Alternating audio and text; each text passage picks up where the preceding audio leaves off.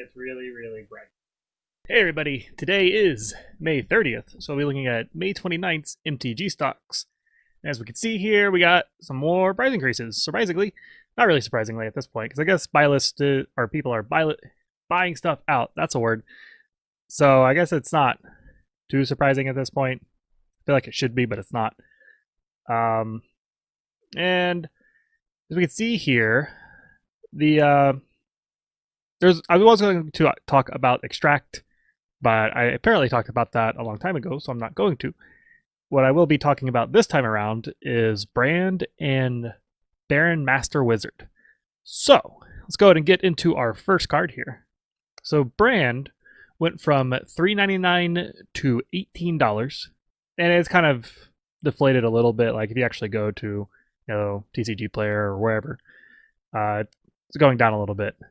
But Brand is a 1 red instant that lets you gain control of all permanents you own. And it has cycling 2, where you can pay 2, discard this card, draw a card. So, the main reason that I can see this card going up is the effect is good. There's a lot, like if someone steals something of yours, get it back. But the main reason this is probably going up is the fact that it's old, never been reprinted. People are buying it out. And, of course, we have Gavi. Always Gavi. What are you doing over there? Look at him jumping up there. Because he has his little tail over there. With Gavi, yeah, so like she's been everywhere. So let's go ahead and I think I can poop. Yeah, okay. Gavi's gone. We're gonna talk about something different. I want to talk about Zedru. So Zedru could potentially use this card. Let's go ahead and go over what Zedru does here. Zedru is a 1 colorless blue, red, and white, or Jeskai colors. He is a 2/4 legendary creature Minotaur Monk, so he can't be your commander. Or he can be a card in your deck or whatever you need. So at the beginning of your upkeep, you gain X life and draw X cards, where X is the number of permanents you own that your opponents control. And then you can actually pay blue, red, and white, and target opponent gains control of target permanent you control. So with this, you can give someone your permanent, and if you need it back, you can use Brand. So in these cases, you're like, okay, Zedru's great because you're getting a bunch of life, you're getting a bunch of cards every turn, you're giving them stuff that you don't really need, or you can give them stuff that's really hurtful to them.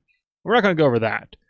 What I want to point out here, there's a lot of cool things you can do with Zedru besides going full stacks, or not. I don't know if stacks is quite the right word, but probably the right word.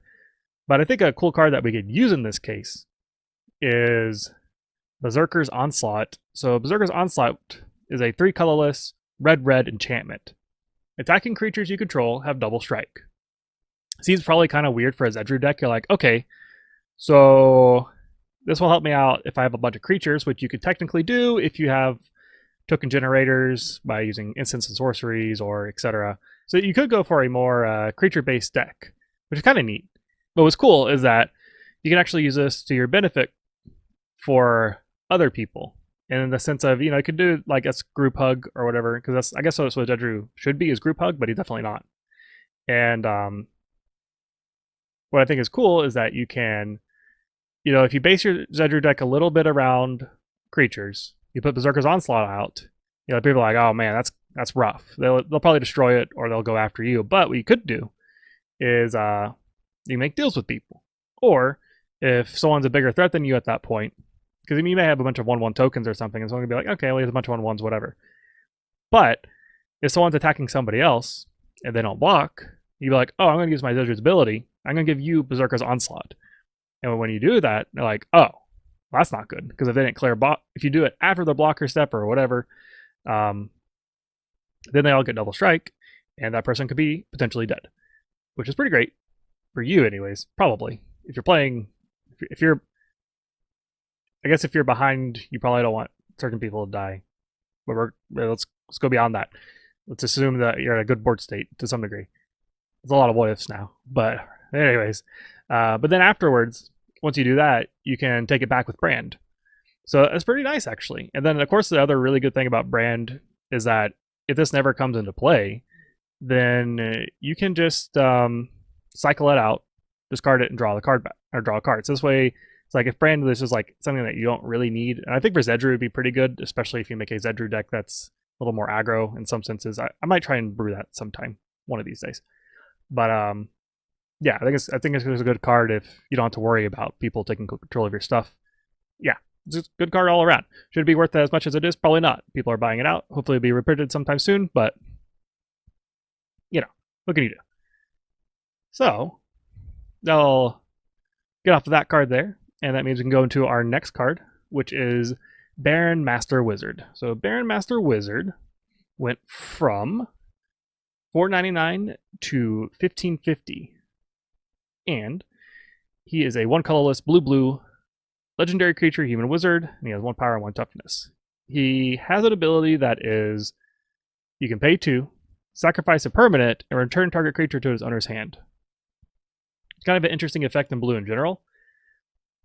It's not something you see a lot. At least not I don't see it a lot. And I guess to go over why it's expensive is apparently it's reserve list for some reason. Don't know why, but it is. And I guess like people are buying it out because it's reserve list and something whatever. So it's not like really a big deal. It's kind of disappointing because now that I know about this card, you're like, oh, you could have done some really cool things with that. I guess you could go mono blue, which would be kind of, I don't exactly know how well that would work. But one card I wanted to kind of highlight that might be a good inclusion for a deck would potentially be Sidri Galvanic, yeah, Genius. This is a white, blue, black legendary creature human artificer that has 2 power and 2 toughness.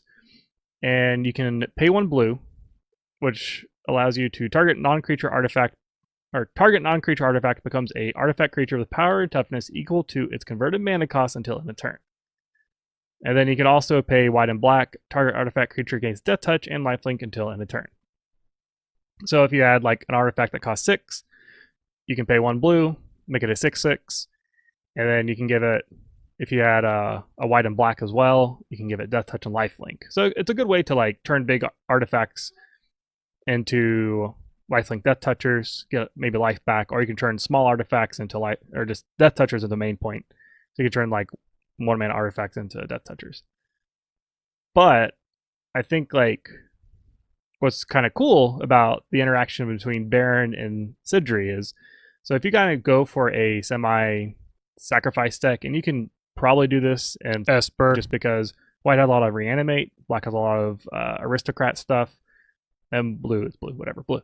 But the cool thing that you could do is, so let's say if your opponent has a Neveral's disc, I used to say it before until just now, but let's say they have a Neveral's disc, a disc, sure, a disc, and then you can get rid of it. And I guess I'll go ahead and explain what this disc does. It costs 4. It's an artifact, and it enters the battlefield tapped. You can pay 1, tap it, and destroy all creatures, artifacts, and enchantments. So, for a deck like Sidri, you probably have a lot of artifacts, and you don't want to give those up. So what you can do is you take Sidri, pay 1 blue, and turn their Nevenral. I need to learn how to say this word, apparently. Nevenral. I swear I used to be able to say it, but now that I actually have to say it. Nev Disc. Call it Nev Disc. A lot easier for me, apparently. So the Nev Disc, you can turn into a 4/4 creature, and then you can use Baron, sacrifice off one of your low artifacts that you don't really need, and return it to their hand. And so the good thing is that with their Nev Disc, since it comes into play tapped, you can keep doing this if they keep trying to put it out.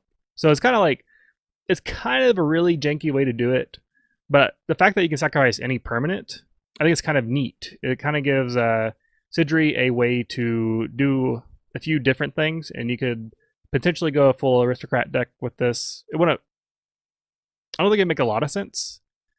Well, it could if you, I guess if you turn into a creature and then sacrifice it off, you could do some pretty neat things with that. I'm assuming that if you sacrifice a artifact that was turned into a creature, it still technically dies. I don't know the full thing on it. If it doesn't, let me know. But I think it works that way. And what I mean by that is, if it's originally an artifact and it's not a creature, and you turn it into a creature by using Sidri's ability, then when you sacrifice it, some effects say like when you sacrifice something, something happens, but some effects say when a creature dies, and creatures dying is when a creature actually hits the graveyard. So I can only assume that it's still counted as a creature as soon as it hits the graveyard, and then turns into an artifact. Well, turns into an artifact. I guess I should look that up sometime, but that's just a very edgy case now, I guess. So let me know. I'm pretty sure I'm right on that, but yeah. Anyways, that's something you could do. You basically make it a way to get rid of their scary artifacts, more or less. So that's enough about those cards. Let's go and go to our Commander of the Night. And our Commander of the Night is just because of the new Double Master set, and it's a pretty card. So this is Atraxa. Let's go call it Atraxa. So this is a green, white, blue, and black commander. It is, I guess, the only 4-color non-red commander besides partner commanders. So this is a 4/4 legendary creature, Angel Horror. It has flying, vigilance, death touch, and lifelink, which, you know, pretty good. But the main thing is that at the beginning of your end step, you proliferate. A lot of people like this. A lot of people like this too much because it's $46, and I don't know if that Double Master reprint is going to do much for it. Hopefully it will. I can only assume it will, actually, but the special fancy art card that we're looking at is going to be probably very expensive. What a lot of people like to do with this card, though, is go like Super Friends, so they get Planeswalkers out, get a lot of Planeswalkers out, proliferate, give them loyalty counters, and a lot of Planeswalkers. But I like War Creature decks, and so I think kind of a neat card. I don't know how well known it is, but I just thought it was a neat card in general. This one is called Flux, and I guess this is our synergy card to point that out. This is a 3 colorless green enchantment. You can pay 1 colorless green, remove 1 or more +1/+1 counters from among creatures you control. Create an XX green ooze creature token where X has a number of +1/+1 counters removed this way. So what's kind of neat about this is in +1/+1 counter decks, you can sometimes run into the problem of you're putting too much on one creature, or you don't have enough ways to get out a bunch of creatures. So I think Ooze Flux is kind of neat because this allows you to create more creatures from those flux of +1/+1 counters. Because, you know, having a 50/50 creature is pretty fun. And, you know, hopefully you'll have unblockable or something on it.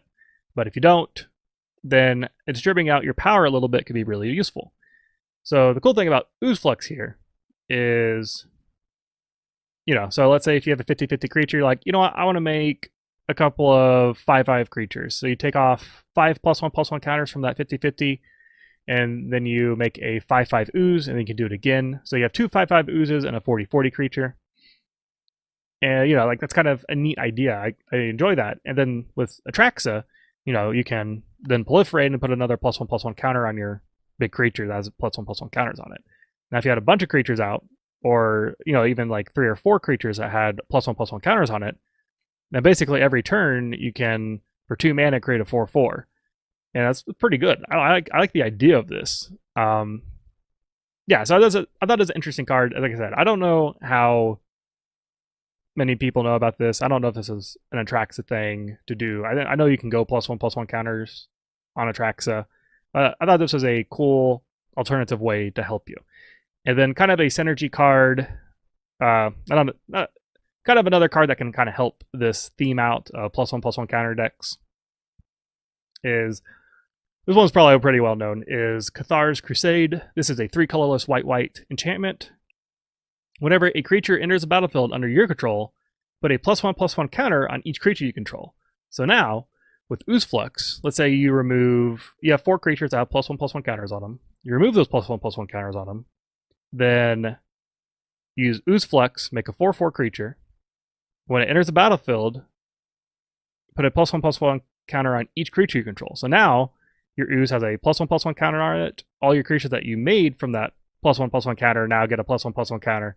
So basically, you made a 5/5 creature for 2, And then at the end of the turn, if you have Atraxa out, then you can proliferate those. And I think that's like a really cool interaction. The fact that you can use Cathar's Crusade to, with Ooze Flux, to pay 2 mana and make a big creature, and just kind of like you can keep doing that if you have enough mana. But yeah, I thought it was just interesting. I mean, like, I guess that's a pretty big dream combo if you're in lower levels, not like in higher levels. I'd say like it's probably janky, but I like the idea, and so that'd be something I'd like to do with Atraxa. Sure. Yeah, I like the idea of doing like a +1/+1 deck. So pretty cool stuff. So let's go ahead and get into our random cards tonight, as always. And our first random card shall be Boon of Emrakul. Boon of Emrakul is a 2 colorless black enchantment aura. Enchanted creature gets +3, -3. Okay, I mean, in a draft sense, this isn't bad. What this allows you to do is if you have a creature that has 4 or more toughness, you can give them 3 attack. There you go. You make a big creature, you can potentially kill somebody. The other thing that you could potentially do is if one of their creatures has 3 or less toughness, let's say they have a bear. Of course, they always have a bear 2/2. Then you can put it on them and they die. Sure. So in drafting sense, probably not bad. Otherwise, kind of whatever. So in that case, we'll go ahead and go to our next random card of the night, which is Search for Tomorrow. Search for Tomorrow is a 2 colorless green sorcery. Search your library for a basic land card. Put it onto the battlefield, then shuffle your library. So not great when you think about it. It's like, okay, I can use something like Kodama's Reach and be much better off. Now, the good thing though about this card is that it has Suspend 2 for 1 green. Which Suspend, you can basically, you pay a green, you exile it with 2 time counters on it. At the beginning of your upkeep, remove a time counter, and then when the last time counter is removed, you cast it without paying its mana cost. So if you get this turn 1, for instance, you play a forest, tap it, search for Tomorrow, then in your next, after 2, how to explain easily, not your next turn, but the turn after that, sure, you'll have a ramp spell. So basically, if you get this on your first turn, it's very, very good. If you get later turns, it's still kind of like, okay, it's not great, but it's only 1 mana at that point. But if you have 3 mana kind of just laying around and you just want to use it, you're good. So it's one of those things where much better prior turn 3, but still not bad if you need it for later. Anyways, hope you all enjoyed. I'll see you next time. Have a good one.